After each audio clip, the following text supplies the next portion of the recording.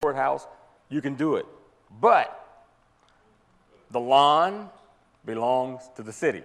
So you better call the mayor and find out if there's any restrictions on the lawn. I think some people, I don't know if any of you heard this or not, the city, boy, whew, wow. They took that serious when it came down to this Tea Party event.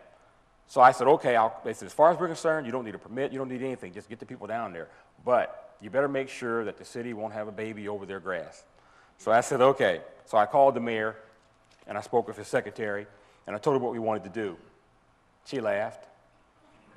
And then she says, you guys better not smash a single blade of grass, or you'll be resodding that whole courthouse lawn.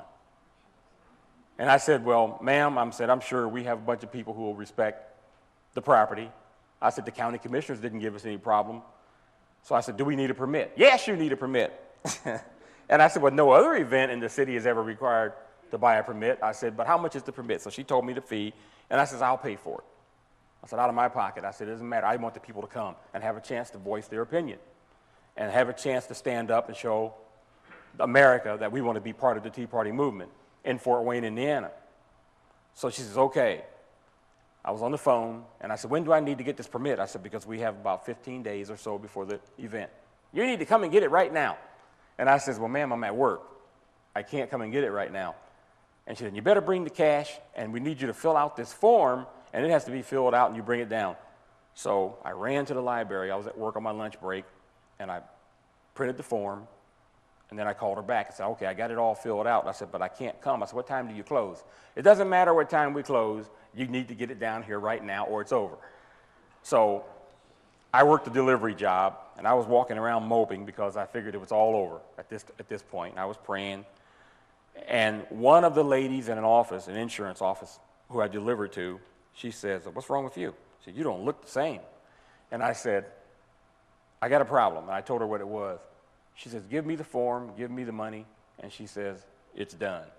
She jumped in her car, she drove downtown, she paid for the permit, got the other copy, had everybody sign off because it had to be signed off by the police department, it had to be signed off by the mayor, and it had to be signed off by the city park department. Then they wanted, after that was done, she brought it back, the mayor called me back, now we need you to draw a sketch as to where you guys are going to stand, what you're going to do, what streets you need blocked off. I said, we don't need any of that. We're peaceful people. We're just going to come down there and have it. So to go through all that, I did it. I drew it. I took it back. I said, we got another problem. The lady drove it back down there and took care of that. So then the newspapers. I called the newspapers, and I told them what we wanted to do. They laughed. And they said, I would like to have you guys at least cover this so I can get people down there. I said, because it's such a late date. They said, okay, meet us down at the courthouse, and we'll take some pictures, and we'll run a little story in the newspaper about yay big for you. And I says, okay.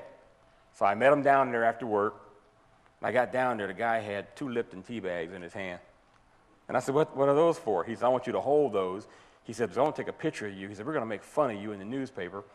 And he said, this is going to be fun. He said, because I'm going to tell you something. He said, I didn't realize that you were black. He said, and nobody's going to come.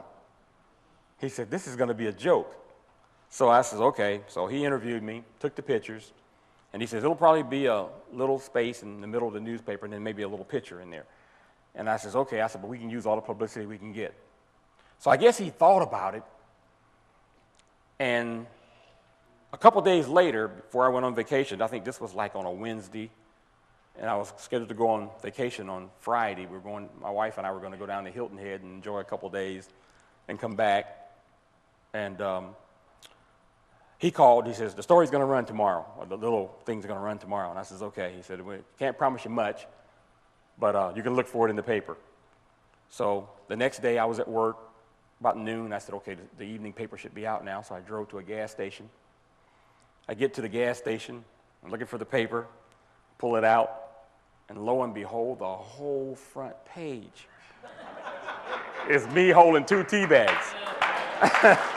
And I'm going, I thought he said it was just going to be a little bitty story. But there was a point to that. He did it to be funny. He wanted to make fun of me on the front page of the Fort Wayne newspaper. And at the end of the story, he put, Mr. McClendon is going to need a miracle because no one is going to come. That's how he ended the story. So I went on vacation. I started planning, calling people and asking if they wanted to speak and be involved. Everybody, of course, there was a few people who wanted to be involved, but we didn't have any big speaker or anything. And I went on vacation, and about the second day I was on vacation, it was that Sunday night, I got a phone call. Dr. Allen Keyes. He says, I heard you're going to have a tea party in Fort Wayne, Indiana, and you're having a lot of problems. And I said, yes. He says, I'm driving through the area because I'm going to South Bend to protest against the president who's going to be speaking at the university. I'll come, and it will cost you nothing. And I said, wow, because I didn't have any more money. So then what happened after that, I came back home from vacation. I left a day early and come back. My wife was mad, of course. Because it was really, we needed to get away. And my brother lived down there on the island, on Hilton Head, and we wanted to see him and stuff. But we had to cut our vacation short because when that happened, I had to come back and plan a banquet. I had to plan, you know, for maybe there'd be somebody come. But I told the newspapers, they interviewed me again, and they ran another little smaller article. And I told them, I said, if nobody shows up for this but me and my wife and my two sons, because my other son was going away in college, I said, there'll be somebody down there. And they said, okay. I said, we'll be waiting. And sure enough, when that Saturday morning came, I went downtown. Everybody was there. The Wayne TV, Channel 21, the News Sentinel, the Journal Gazette, because they were waiting for this to bust. It was about 11:30. One gentleman, you probably all know him, Dave Armstrong, the fair tax guy. Me and him were the only ones there. It was about maybe 11:45. He helped me unload all the stuff. I had a PA system that I had gotten because for my cousin, because he blew it up the night before, so we had to scrounge and get another head for it. He's a DJ, so he was DJing a party, and he turned it up too loud and blew it up. So I didn't know what I was going to do. He called me that night and said, hey, you don't have a PA system now. So we ran over to Radio Shack, and the biggest thing that they had was too small, but I had to buy it anyway and take it down to the courthouse. So we got down there, and we thought, nobody's going to show up.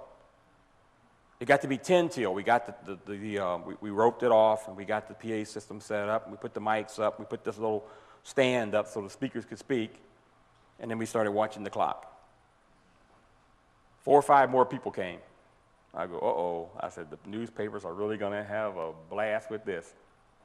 All of a sudden, at about 5 minutes till 12, people came from everywhere. I mean, it was just like a herd of cattle. And the police were up on the roofs with their snipers. They had the helicopter flying around. And it was really funny because they only expected 5 or 6 people, but why were the snipers up on the roofs? Why were the helicopters flying around? So they started taking pictures of us and stuff, and next thing I knew, one of the policemen came down, and we started about 10 minutes late because people were coming and coming and coming, and I'm going, wow, this is just amazing. They took a count.